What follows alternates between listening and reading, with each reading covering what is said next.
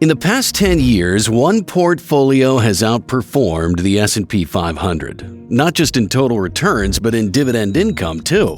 This isn't a complicated strategy or portfolio, just a balanced mix of growth and dividends. Two ETFs that have proven to be stronger than the index that nearly everyone uses as their benchmark. In this video, I'm going to walk you through exactly how John discovered this strategy.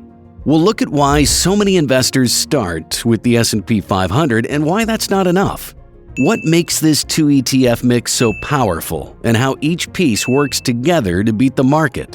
Then we'll break down real numbers, year-by-year returns, a full 10-year backtest, and at the end of the video, we'll put John's strategy right up against the S&P 500 and look at the long game, 10, 20, even 30 years into the future.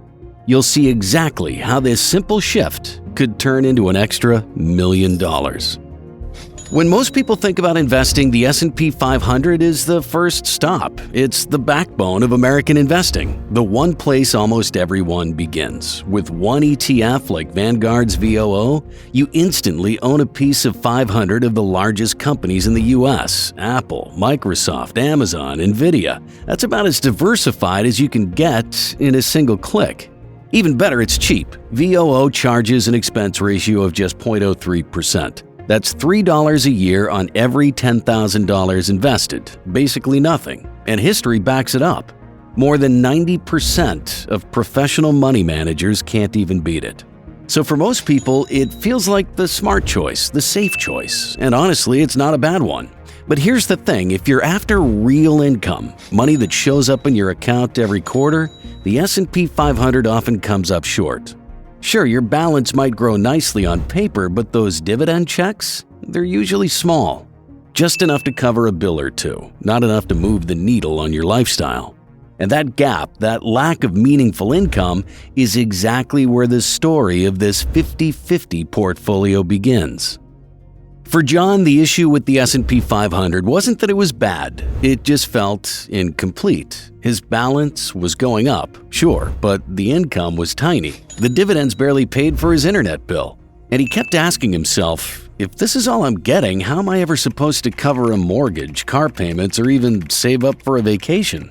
That's when he stumbled onto something that just made sense. He realized he didn't have to pick between growth and income. He could actually get both by combining two funds that play completely different roles. On the one side was Vanguard's Information Technology ETF with the ticker symbol VGT. John saw this fund as pure offense. It's loaded with tech giants, the very companies driving innovation and stock market gains.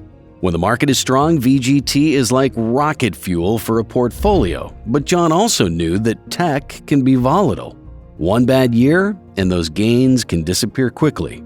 That's where the other half comes in, Schwab's US Dividend Equity ETF with the ticker symbol SCHD. This one plays defense. Instead of chasing big moves, it focuses on reliable established companies that have been paying dividends for over a decade. The income is higher, more consistent, and it keeps growing over time. The trade-off is slower growth compared to the tech rocket ship, but John didn't mind. And here's the best part. John realized these two funds barely overlap. One thrives in bull markets, the other steadies the ship in rough waters. On their own, they each have weak spots, but together, they cover for each other. To understand why this strategy works so well, let's look at each piece on its own. And let's start with the growth engine of the portfolio. So growth is always the most exciting part of investing. There's something thrilling about owning companies that are shaping the future, the innovators building technology the world relies on every day. But when looking at a plain S&P 500 portfolio, it feels watered down. Sure, Apple and Microsoft are in there, but they're buried alongside hundreds of companies that barely move the needle. What's needed is something more focused, a way to truly capture the power of technology without picking individual stocks. That's where Vanguard's Information Technology ETF, ticker VGT, steps in. This fund is almost pure tech, about 99% of it, and it's stacked with the giants. Apple makes up around 12%, Microsoft about 15%, and Nvidia over 18%. Just those three alone make up nearly half the fund. On top of that, you're getting exposure to over 300 more companies, from software leaders to chip makers, covering pretty much every corner of the digital economy. And the results? Honestly, they're hard to ignore. Over the past year, VGT is up more than 21%. Stretch it out 5 years, and it's gained about 120%. Look back 10 years, and the total return is nearly 573%. That's the kind of growth that can change a portfolio. Of course, rapid growth comes with risk. VGT's standard deviation is 18.68%, with market swings as high as 28.24%. In years like 2022, when tech gets hammered, it falls harder than the broader market. But this portion of the portfolio isn't about playing it safe, it's about having an engine that can push a portfolio far beyond average when conditions are right. So while VGT can drive massive returns, it needs something to balance out the ride. And that's exactly where the second half of this strategy comes in. For John, chasing growth is exciting, but it comes with risk. He's seen tech stocks soar, but he's also seen them crash hard. He doesn't want his entire portfolio tied to that kind of volatility. What he needs is a balance, something steady that pays a reliable income along the way. That's why he turns to Schwab's U.S. Dividend Equity ETF with the ticker symbol SCHD. Unlike VGT, which is all offense, SCHD plays defense. It only includes companies with at least 10 years of consecutive dividend payments, immediately cutting out weaker businesses. From there, it screens for cash flow, return on equity, and dividend growth, a rules-based process that ensures quality over hype. The result is a basket of about 100 companies spread across different industries. You've got defensive names like PepsiCo, healthcare leaders like AbbVie, energy giants like Chevron, and reliable brands like Home Depot and Cisco. No single stock dominates, and no one sector takes over the fund. To John, that felt like safety. And the numbers back it up. Over the past year, SCHD's return was modest at around 2%. Over 5 years, it's up around 46%. Stretch it out to 10 years, and you're looking at 128% total growth. No, not as flashy as VGT, but here's where SCHD really shines. Income. Its yield sits around 3.67%, which is more than 3 times what VGT pays. And those payouts don't just sit still. They've been climbing year after year, often doubling or even tripling over time. On the risk side, SCHD is also steadier in rough markets. It carries a standard deviation of 13.14% compared to VGT's 18.88. In 2022, when VGT dropped almost 30%, SCHD fell only 3%. That's the cushion John wants when markets turn. Together, VGT and SCHD complement each other perfectly. One drives growth, the other provides stability and income. And at the end of this video, we'll put John's 50-50 strategy right up against the S&P 500 and look at the long game, 10, 20, even 30 years into the future. You'll see exactly how this simple shift could turn into an extra $1 million. For now, the question is, how does this mix stack up against the gold standard, the S&P 500, over the past decade? Let's take a look at the numbers over 1, 3, 5, and 10 years. When investors compare their portfolios, the S&P 500 is always the benchmark. So how do VGT and SCHD measure up individually? Well, let's start with VGT. Over the past year, it returned about 22% compared to 16% for the S&P 500. Stretch that out to 3 years and VGT is up 87%, while the S&P posts 56%. Over 5 years, VGT climbs to nearly 120%, while the S&P sits at 88%. The pattern here is clear. When it comes to growth, VGT will always pull ahead.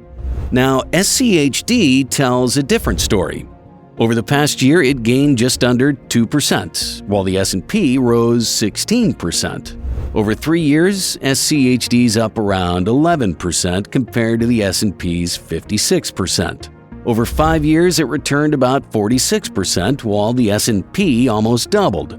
In raw price growth, SCHD lags, but it wins in the one category VOO can't match: income.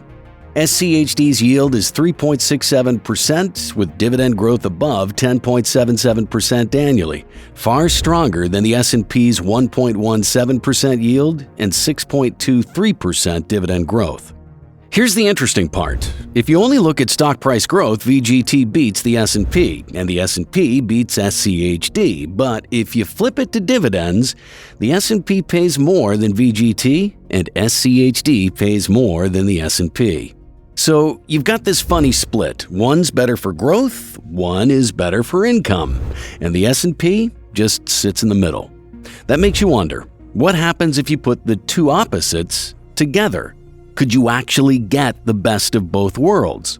The only way to know is to look at the long run. So let's line up a simple 50-50 mix of VGT and SCHD against the S&P 500 and stretch it out over a full decade to see how they really stack up. One of the most common objections to any strategy that beats the market is, sure, it looks good now, but can it really last? The only way to know for sure is to look back at the past and see how this strategy would have actually performed. That's where backtesting comes in. By checking a full decade, you can see how this 50-50 mix of VGT and SCHD holds up not just when the markets are booming, but also when they're crashing. From 2016 through 2025, the results are hard to ignore. A simple $10,000 investment in this 50-50 portfolio would have grown to about $46,000. The same money in the S&P 500 would have been around $36,500. That's nearly a $10,000 difference. And here's where things get really interesting. If you look back over the past 10 years, the 50-50 mix of VGT and SCHD would have outperformed the S&P 500 in 8 of those years. It pulled ahead in 2016 and 2017 when tech was booming. It jumped ahead again in 2018 by losing less than the S&P when markets dipped. In 2019 and 2020, it rode the rebound even harder thanks to VGT's growth engine. 2021 was another strong year with both growth and dividends firing together. Then, in 2022, when tech took a beating, SCHD softened the blow and kept the mix on top. And in 2023, tech strength gave it the edge once more. The only years it didn't win were 2024 and 2025 so far. In 2024, VGT's broader mix of sectors carried it slightly higher, while in 2025, SCHD's slower growth has dragged the portfolio behind. So no, it doesn't beat the S&P 500 every single year, but 8 out of 10 is a strong track record, and more importantly, the mix tends to shine in the moments that really count, when markets are on fire or when it's under stress.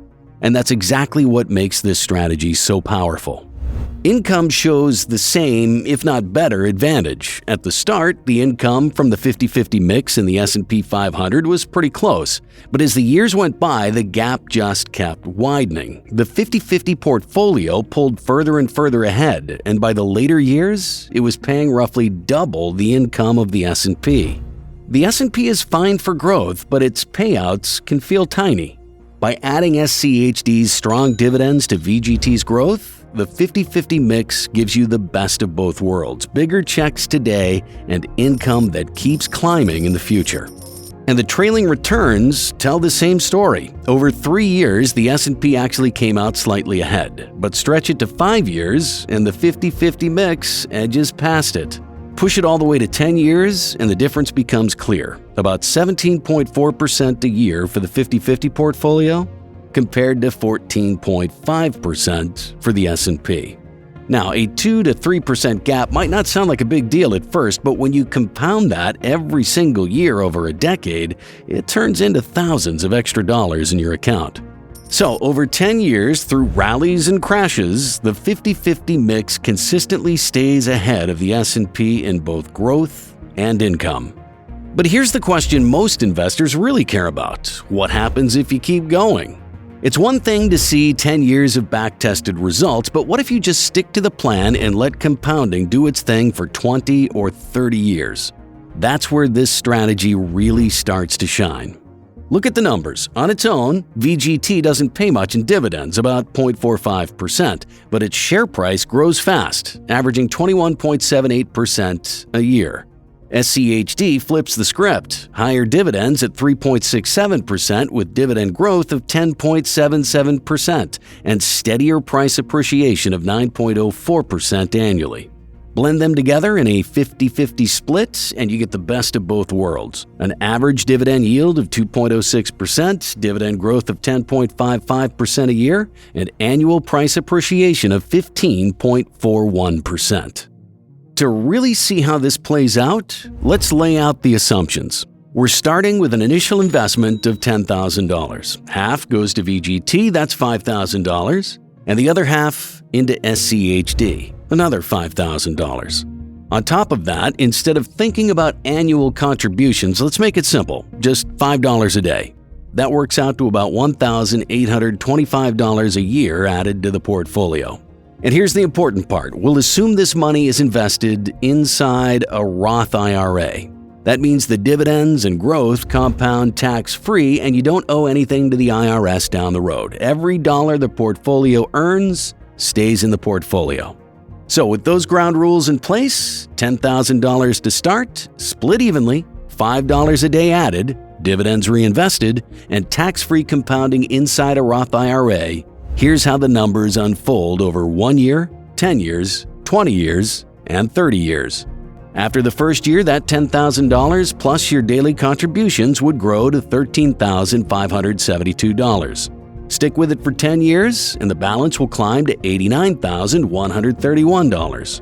By year 20, the number really starts to snowball, $447,228. And by year 30, the portfolio will be valued at $2,015,741, paying $8,428 a year in dividends. Now let's put the same setup into the S&P 500 through VOO. $10,000 to start, $5 a day added, dividends reinvested, all inside a Roth IRA. After 1 year, the portfolio would be $13,263. After 10 years, $72,560. By year 20, $294,941, and after 30 years, $1,072,663, paying roughly $1,356 in annual dividends. So that's still a solid outcome. Over $1 million is nothing to sneeze at, but when you stack it against the 50-50 mix, which ended at around $2 million, the gap is impossible to ignore. That's $1 million more, all from choosing a different split. Same starting point, same daily contributions, same hands-off approach, but a completely different destination. Want to know how to turn $20 a week into $7,000 in monthly dividend income? Click the video on the screen.